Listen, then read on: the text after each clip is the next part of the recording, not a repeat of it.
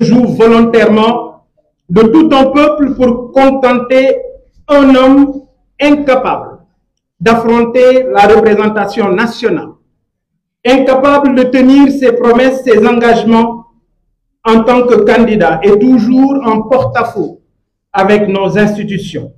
Oui, Ousmane Sonko n'a jamais volontairement déféré aux convocations de la commission d'enquête parlementaire, de la gendarmerie, du procureur dans l'affaire des procès Mame Mbaye Niang et Adji Sarr.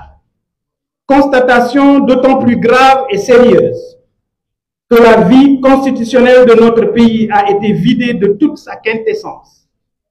À la place des institutions constitutionnelles, dotées d'une fonctionnalité connue de tous, on nous impose aujourd'hui un régime d'amalgame et de confusion, de rôle au sommet de l'État et au profit de la volonté exclusive d'un seul homme, le président du parti PASTEF, devenu depuis avril 2024 le président de fait du Sénégal, sans avoir prêté serment, ni avoir été investi de la charge. Faisant du palais de la République un simple bureau de poste et du président élu un simple militant de PASTEF. J'en veux pour preuve la déclaration du 12 septembre dernier qui a entériné définitivement l'ère de la présidence de facto de Ousmane Sonko et le serment de fidélité du président assujetti aujourd'hui à un rôle de suzerain, nous ramenant à la féodalité après tant d'années de conquête pour une démocratie que tout le monde envie. C'est le début d'un grand totalitarisme. En juillet 2023, Ousmane Sonko mettait toute la responsabilité de l'immigration clandestine sur le dos de l'ancien régime. Aujourd'hui, devant plus de 200 morts et disparus à Mbour, il n'ose pas s'y rendre, ne serait-ce que pour présenter ses condoléances. Sa nouvelle doctrine, Kulap Seyaï Djura, et le pansement de Diomaye se résume en un seul mot, le yole yole. Les accidents de la circulation déciment nos familles. Il ne se passe plus un jour sans accident mortel. Incapacité, aïgaf ou mysticisme, je veux en tirer rationnellement la conclusion que ces nouvelles autorités sont incapables, inaptes à assumer la fonction au point de générer les réponses structurelles face à ces menaces qui déciment nos familles sur nos routes. Le Sénégal ne mérite pas la tragédie qu'on lui impose.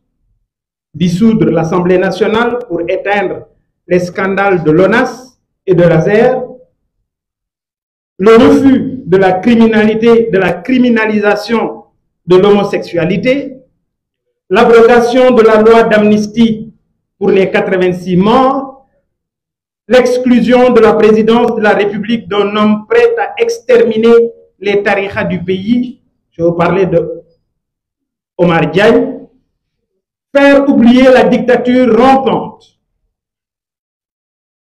Cette dictature rampante avec les arrestations tous azimuts, comme c'est le cas du commissaire Cheikhna Keïta. Vous avez entendu le cri de cœur de sa fille. Les arrestations de Ahmed Suzanne Kamara, Bah Diakhaté et Imamda.